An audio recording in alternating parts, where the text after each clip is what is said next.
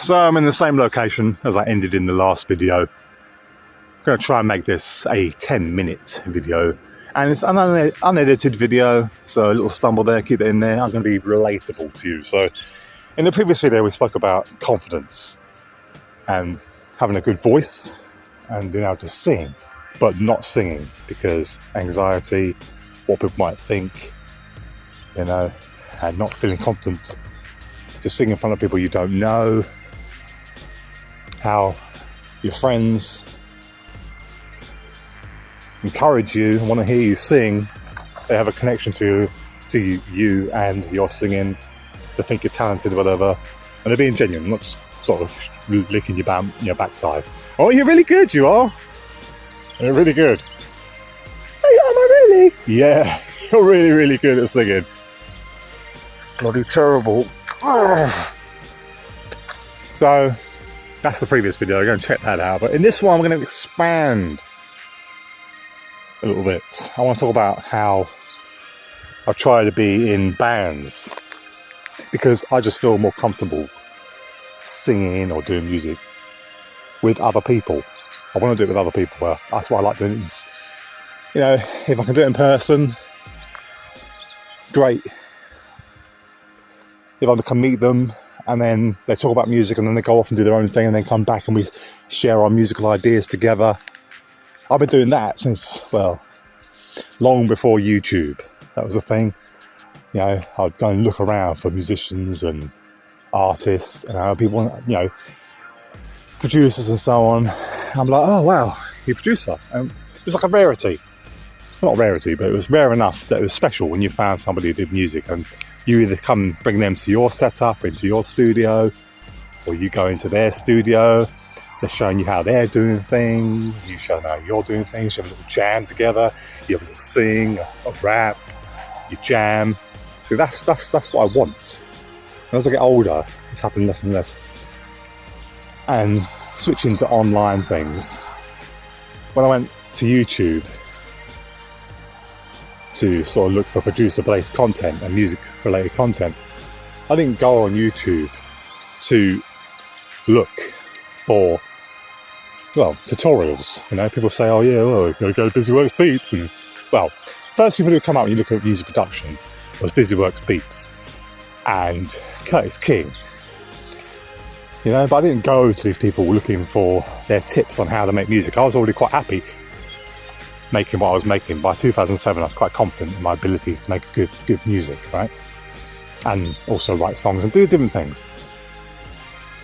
I didn't come to YouTube for that. I came to YouTube to find what I'd already had, or what I did have, and what I was slowly losing as more and more people went online and with creativity. I was looking for that connection. You know, you could be in anything. You could be in anything. You could be in the pub. You could be out, or you could be at work, whatever. And you see somebody talking away. Oh, I do music. Blah blah blah. Gets into the conversation, and you know, before the day's out, you're either around their place doing music with them, jamming with them, or they've come round to yours, like a music date kind of thing. You know, it's very similar to dating. Meet somebody, get the number, transfer over, meet up and do your thing together, make music together.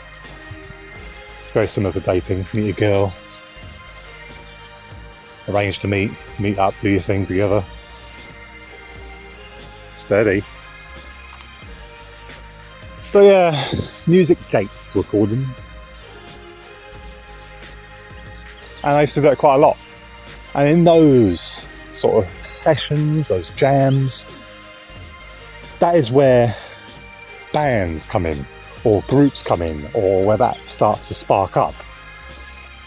Because maybe you've got two people and you're doing your thing, it starts becoming a regular thing where you're meeting every couple of days or weeks or even every day, doing music together.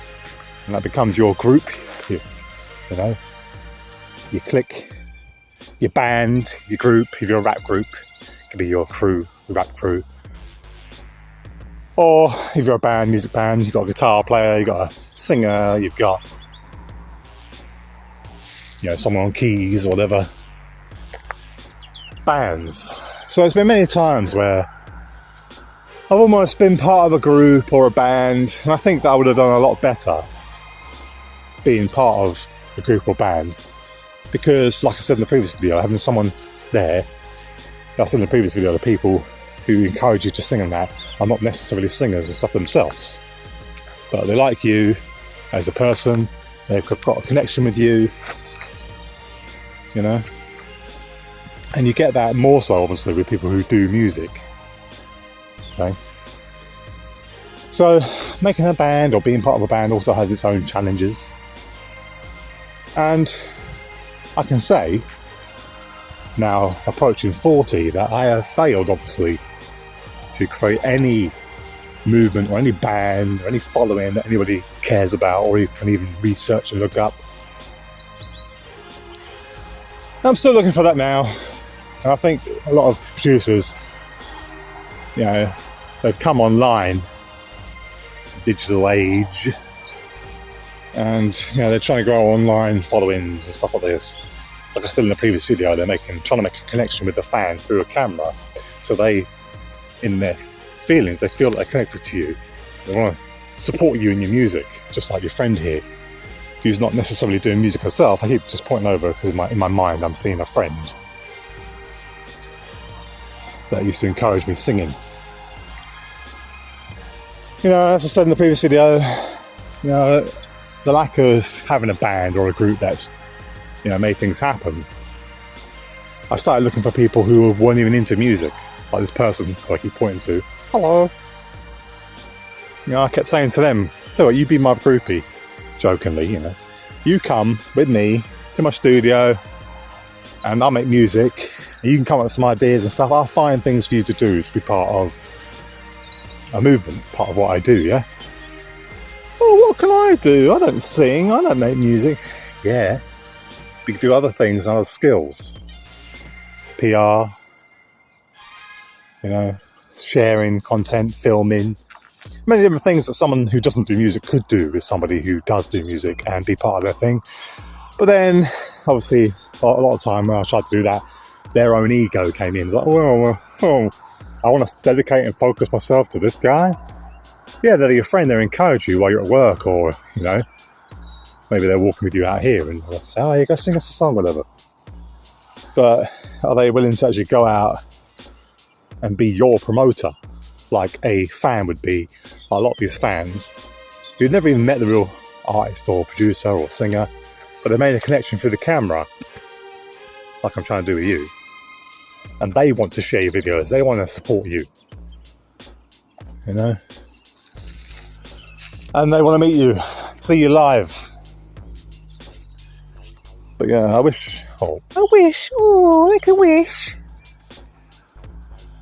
I feel like it would have been good if I had a band, if I had a group of people. I'm still looking for that now. But as I approach 40,